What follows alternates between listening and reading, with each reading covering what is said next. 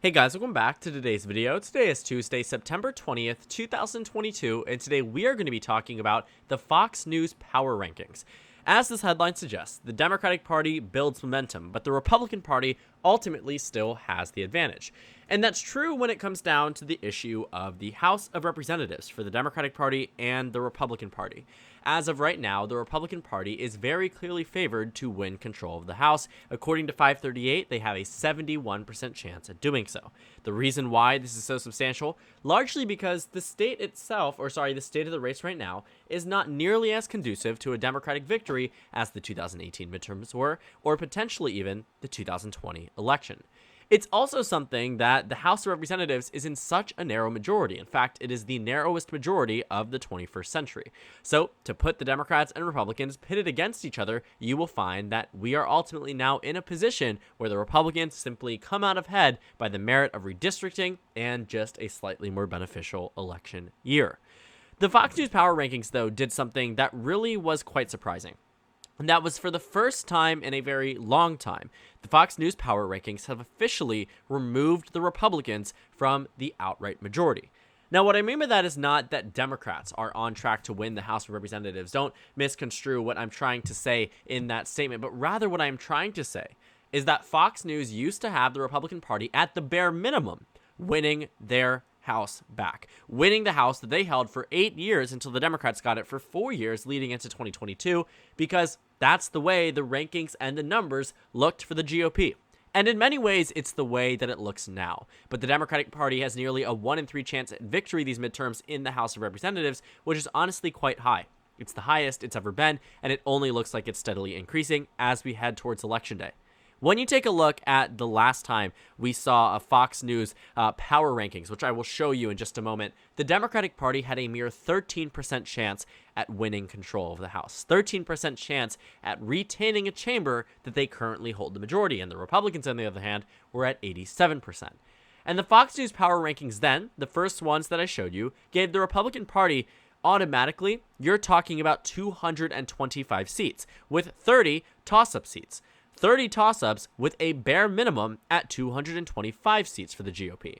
And looking at the 192 solid Republican seats, the 17 additional likely Republican seats, and the 16 lean Republican seats, that totaled up to 225. But even if you were just to take the 192 plus the 17, you're automatically at 209, which is right about where the GOP is right now at 213.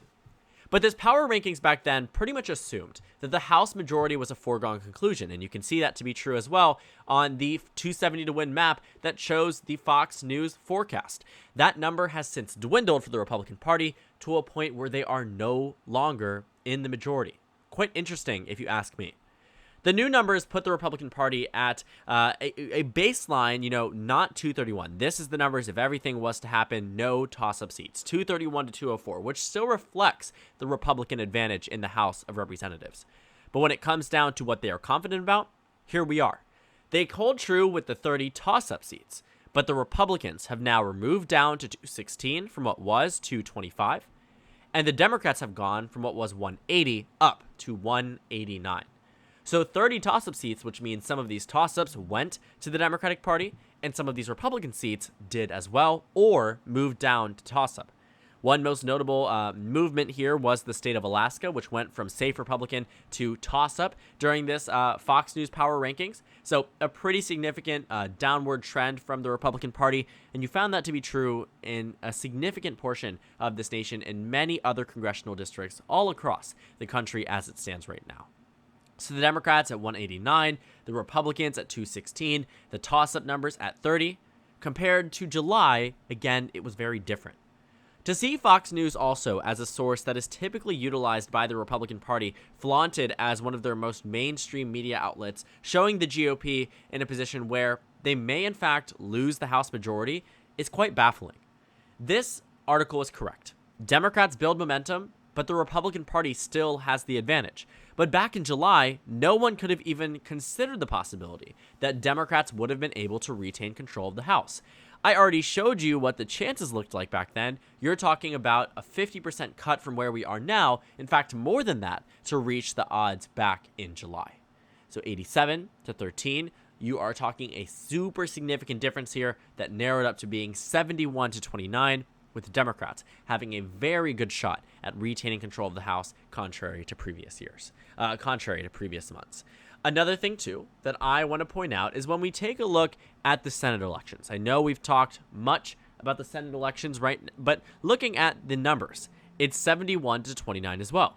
So to put that into context as well, as to where we are on Fox News, where we are on 538, the Democratic Party has an equal chance at winning control of the Senate that Republicans do in the House, which also means Republicans have the same chance at winning control of the Senate from the Democrats, is the same chance the Democrats have at retaining control of the House of Representatives. One has always been very clearly meant to be much smaller than the other. When you take a look at the Senate and House forecast from early June, you found that Republicans were up even on July 1st. The Republican Party had a 54% chance at winning control of the Senate. Today, that has dwindled down to just 29. So it seems as if in both the Senate and House elections, we have seen a consistent and clear change in trajectory in favor of the Democratic Party in both circumstances. And honestly, that's very impressive. I talked about this today briefly on different forms of social media, largely because the Democrats are at 222. Sorry about that. I dropped something off of my desk. 222 to the Republicans, 213. As I said previously, this is quite literally speaking the narrowest majority that we've had in the 21st century. I mean, you can go back to the beginning of the 21st century, 2000, Democrats, Republicans, 221 to 213. That number actually seems to be very similar to where we are right now. I guess maybe I've been using the wrong terminology this entire time. Maybe this was, in fact, the closest one. Or maybe it was to that Texas flip that ended up making it on par with being the closest. But now, actually, because of Alaska, because of Mary Peltola, we're back to our basics, I think, if I'm misrepresenting it. But regardless, though, this is one of these, at least, the narrowest House majorities that we've seen. This is honestly quite a fascinating map as well. Look at Mississippi, look at Arkansas, look at West Virginia and Texas even, right? But then you look at states, Maryland, toss-up, Connecticut, toss-up, California on the same level as Texas, North Dakota, bluer than California. Quite fascinating if you ask me, but definitely just a very good representation of how different political ideologies were and different our times were back then. But I mean, you go through this and you find that there have been even less beneficial years for the Democratic Party, that they were able to do things that were very different, and even more substantial majorities were lost by both parties. In 2004, the Republicans lost their majority to the Democrats. In 2006, what was 232 to 203 became 233 to 202, right? A complete and total reversal of numbers, off by just about one. You go over to 2008, the Democratic Party winning 257 seats. 257 seats compared to the Republicans' 178. And yet the next election, the Republicans flip the map. The Republicans win in many regions across the nation, and the map goes from blue to red in a pretty dramatic fashion. A House majority the Democrats had, 257, was lost in 2010. And Republicans are now struggling when Democrats are only at 222. And looking at 2016 versus 2018, the Republicans went from 241 to 194 to the Democrats at 235 to 200. You are talking a 35-seat pickup for the 40-seat pickup for the Democratic Party. Impressive, yes. Substantial, yes. And it's something that the Republican Party should have been absolutely on track to do this election cycle. But it didn't happen. And this Fox News change in power rankings is a move of many, by many mainstream media sources, political pundit sources, that are changing their ratings following the decisions by the United States Supreme Court to overturn Roe v. Wade. You can see in numerous special elections that have occurred before Roe v. Wade and after. For instance, in Texas's 34th district, the Republican Party gained a seat from the Democrats. In California's 22nd district, the Republicans were able to hold on to this seat. When you look at the Texas 34th district in specific, though, you will see that Mayra Flores, the Republican, won an outright election in a Democratic-held seat. This was the change in narrative. But then a change in narrative came just 1 week later. When the United States Supreme Court overturned Roe v. Wade, there was an election just that Monday after that Friday ruling, in which Patty Pansing Brooks, the Democrat in Nebraska's 1st district, lost by just about 5 points. In the last election, this was a district that the Republicans won by double digits. Donald Trump won here by double digits. And the thing was, okay, we were so close to the Roe v. Wade decision that yes, it had an impact, but it won't last. Then Minnesota's first came 2 weeks later, and the Democrats and Republicans are in a very competitive position, again, a Trump double-digit district that narrows down to 4 points. Then it becomes a question, okay, maybe it was just the candidate was very good for the Democrats. The Republicans didn't focus too heavily on it. Whatever the excuse was from the GOP, they made an argument here that Nebraska's first and Minnesota's first were not indicators of anything. New York's 19th, that's when it became a question of this will be the true test for both parties. And Democrats won this district, which was a district that Biden won by less in the last election. The 23rd district, the Trump district here as well, Donald Trump won in this district by 11 points in 2020. And what you find here is that the margin of victory for the Republican was about 6 points. And then came the big one, the state of Alaska, in which Mary Peltola, the Democrat, defeated Sarah Palin in the general election, flipping this district for the first time since 1973. The last time a Democrat held the seat in the state of Alaska, Roe v. Wade was not in law. The last time it was held by a Democrat now, recently, was also when Roe v. Wade was not in precedent by the Supreme Court. A very full circle moment, but you can see where the reason lies as to how Democrats got into power in this specific election and how they narrowed up many, many others. It was like a switch flipped, and Fox News is joining the bunch. Fox News is joining the bunch in now removing the Republican Party from the majority in a way that had not been seen before. Even if we were to take a look at the House ratings from our 2022 interactive map, and the most recent Fox News House power rankings, which I don't have to show you, but you can see here on 270 to win from August 22nd, gave the GOP the outright majority. Again, for the first time in a very long time, the Republicans are no longer the favorites. But looking at the pundit forecasts, what you have here is that as of now, let's see, the crystal ball puts Republicans at 215, just short of a majority. The Cook Political Report, 213, just short of a majority. Taking a look at inside elections, 211, short of a majority. 538, 215. Fox News, 216. Split ticket, 217. Elections Daily puts the Republicans there, 218, but barely. Politico, 211. And the reason why this is significant is because these groups and organizations seem to be preparing for the possibility that Democrats do win. Seem to be preparing for the possibility that Democrats are going to retain control of the House and, potentially speaking, retain control of the Senate all on the same ballot. Looking at these ratings, what they are telling me is that the media and the ratings and the pundits are no longer confident that the Republican Party will win control of the House.